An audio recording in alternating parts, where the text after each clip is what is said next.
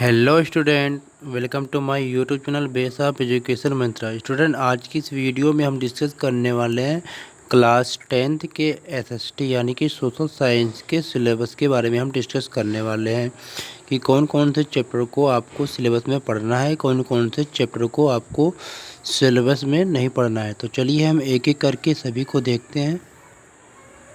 सबसे पहले आपको ये जान लेना होगा कि सामाजिक विज्ञान यानी कि सोशल साइंस में 4 बुक होती है, जो इस प्रकार है: इतिहास, भूगोल, लोकतंत्र यानी राजनीति विज्ञान, आर्थिक विकास यानी अर्थशास्त्र। यानी कि सामाजिक विज्ञान में 4 बुक होती है और चारों में से क्या है, बोर्ड के एग्जाम में 20-20 अंक के क्वेश्चन आपसे पूछे जाते हैं। यानी कि टोटली आपके बोर्ड के एग्ज़ाम में कितने 80 नंबर के क्वेश्चन या नंबर पूछे जाते हैं और जो 20 नंबर है ये आपके क्या है, स्कूल के द्वारा इंटरनल नंबर आपको दिए जाते हैं। इस प्रकार से देखें तो टोटल आपके 100 मार्क हो जाते हैं। तो ये थे हमारे कि मार्क किस प्रकार से आपको दिए जाएंगे। अब चलिए हम देखते हैं कि हमारे सिलेबस में क्या क्या है, क्या क्या है कि हमें पढ़ना है, क्या क्या हमें नहीं पढ़ना है। क्योंकि जब तक हमारी क्लासेस नहीं शुरू हो रही है तब तक हमें क्या है, सेल्फ स्टडी के द्वारा घर पर रहकर अपनी पढ़ाई को जारी करनी है। तो सबसे पहले हम बात करते हैं हिस्ट्री में आप हमें कौन कौन से चैप्टर को पढ़ना है। तो हिस्ट्री में केवल हमें क्या है, देखा जाए मुख्य रूप से तो 2 चैप्टर आते हैं जो बोर्ड के एक फाइनल एग्ज़ाम के लिए आपको पढ़ना है। तो हिस्ट्री में पहला चैप्टर जो आपका है वो आपका यूरोप में राष्ट्रवाद का उदय। तो यूरोप में पहला चैप्टर हिस्ट्री का ही, यूरोप में राष्ट्रवाद का उदय, इसे आपको पढ़ना है। सेकेंड चैप्टर जो सबसे महत्वपूर्ण है, हर एग्जाम में पूछा जाता है, हिस्ट्री का मैप, तो इसी चैप्टर से ही आता है, भारत में राष्ट्रवाद। ये 2 चैप्टर जो है बोर्ड एग्ज़ाम के फाइनल एग्ज़ाम के लिए आपको इन 2 चैप्टर को ही पढ़ना है। साथ ही साथ हमें हिस्ट्री के कुछ और चैप्टर को भी पढ़ना है। जैसे हिस्ट्री के आपका जो तीसरा चैप्टर है, हिस्ट्री का जो आपका तीसरा चैप्टर है और चौथा चैप्टर है, हिस्ट्री का जो तीसरा और चौथा चैप्टर है, इन दोनों में से कोई एक चैप्टर आपको करना है। किसके लिए करना है? ये मिड टर्म के एग्ज़ाम के लिए। यानी कि जो तीसरा चैप्टर और चौथा चैप्टर है, ये 2 जो हमारे हैं, ये इन्हें क्या है, बोर्ड के एग्ज़ाम में इनमें से क्वेश्चन नहीं आएगा। इन्हें हमें केवल मिड टर्म के एग्ज़ाम के लिए पढ़ना है। तो अगर देखा जाए तो इस तरह से हिस्ट्री के केवल हमें 2 चैप्टर को ही पढ़ना है बोर्ड के एग्ज़ाम के लिए, चैप्टर फर्स्ट और चैप्टर सेकेंड। अब हम बात करते हैं कि सोशल साइंस में जियोग्राफी यानी भूगोल के कौन कौन से चैप्टर को हमें पढ़ना है। तो इसमें अगर देखा जाए तो पढ़ना हमें सबसे पहले क्या है कि चैप्टर फर्स्ट में पढ़ना है। चैप्टर फर्स्ट में जो हमारा है, पहला है संसाधन एवं विकास। संसाधन एवं विकास, इसे आप 8th क्लास में पढ़ चुके हैं। अब यहाँ पर हमें डीपली इसे पढ़ना है। तो भूगोल का जो पहला चैप्टर है संसाधन एवं विकास, इसे पढ़ना है। फिर इसके बाद आपको देखना है कि भूगोल में कौन सा चैप्टर आएगा। भूगोल में चैप्टर थर्ड को आपको नहीं पढ़ना है।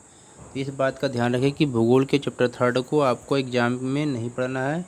और साथ ही साथ जो चैप्टर थर्ड हमारा है, भूगोल की जो चैप्टर सेकंड है उन्हें नहीं पढ़ना है। चैप्टर थर्ड को भी हमें क्या करना है कि चैप्टर थर्ड से केवल मैप वर्क आएगा। यानी जो चैप्टर थर्ड हमारा है उससे केवल हमें क्या है, मानचित्र से संबंधित एक कार्य क्या है, एग्जाम में हमें पढ़ना है।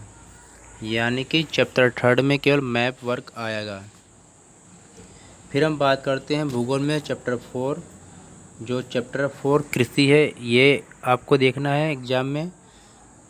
चैप्टर 5 भी इसी प्रकार क्या है कि भूगोल का जो चैप्टर 5 है खनिज तथा ऊर्जा संसाधन, ये भी एग्जाम की दृष्टिकोण से बहुत ही महत्वपूर्ण है। क्योंकि एग्जाम में इसमें से क्वेश्चन आपको नहीं आएगा, केवल मानचित्र के कार्य क्वेश्चन आपके आएंगे। यानी कि जो चैप्टर नंबर 3 और 5, ये 2 चैप्टर ऐसे हैं जो क्या, इनमें से केवल मैप वर्क ही आएगा। तो इसे भी आप नोट करें।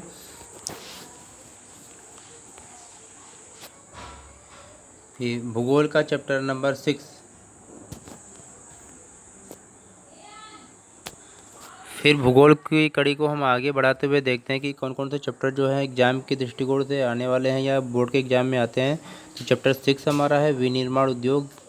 आज चैप्टर जो 7 हमारा है राष्ट्रीय अर्थव्यवस्था की जीवन रेखा।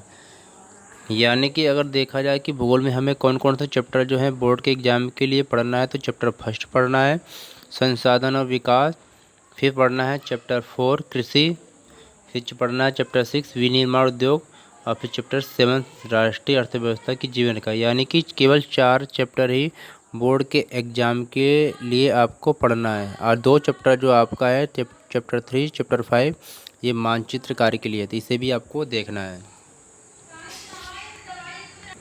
अब हम आगे देखते हैं कि लोकतंत्र राजनीति यानी पॉलिटिकल साइंस में कौन कौन से चैप्टर हमें एग्ज़ाम की दृष्टिकोण से पढ़ना है। तो चैप्टर फर्स्ट पढ़ना है, चैप्टर फर्स्ट का नाम है सत्ता की साझेदारी। फिर चैप्टर 2 भी पढ़ना है संघवाद। इसके बाद चैप्टर 2 के बाद सीधे चैप्टर 6 को पढ़ना है जो राजनीतिक दल है, इसे भी पढ़ना है, इस बात का ध्यान रखिए आप। फिर साथ ही साथ आपको पढ़ना क्या है कि चैप्टर 7 लोकतंत्र के परिणाम, यानी कि पॉलिटिकल साइंस में भी केवल 4 चैप्टर को आपको पढ़ना है, सत्ता की साझेदारी, संघवाद, राजनीतिक दल और लोकतंत्र के परिणाम, ये 3 चैप्टर को पढ़ना है पॉलिटिकल साइंस में। अब बात करते हैं इकोनॉमिक्स में हमें कौन से चैप्टर पढ़ना है। तो इकोनॉमिक्स में चैप्टर फर्स्ट पढ़ना है जिसका नाम है विकास। फिर साथ ही साथ चैप्टर सेकेंड को भी पढ़ना है। इकोनॉमिक्स में चैप्टर सेकेंड को पढ़ना है, सेकेंड का नाम है भारतीय अर्थव्यवस्था के क्षेत्रक। फिर चैप्टर थर्ड को पढ़ना है मुद्रा और साख।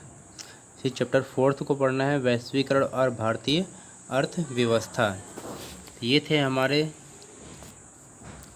सोशल साइंस के सिलेबस, जिसमें से आपको क्या क्या पढ़ना है क्या क्या नहीं पढ़ना है। तो प्यारे बच्चों, इन सभी चैप्टरों को अपनी कॉपी में अच्छी प्रकार से नोट कर लेंगे, जिससे किसी भी प्रकार की कोई भी कन्फ्यूजन आपको ना हो। अगर आपको किसी भी प्रकार का कोई भी कन्फ्यूजन है तो कमेंट बॉक्स में आप हमसे ज़रूर पूछ लें कि कौन सा चैप्टर आ रहा है कौन सा नहीं आ रहा है। अगर आपको कोई कन्फ्यूजन है तो प्लीज़ हमारे चैनल को सब्सक्राइब करिए। अगर हमारे चैनल पर आप नए हैं तो चैनल को सब्सक्राइब करिए, वीडियो को अपने दोस्तों के साथ लाइक और शेयर ज़रूर करें। और हाँ, साथ ही साथ जिन बच्चों को अगर PDF नहीं मिली है तो वो बता सकते हैं।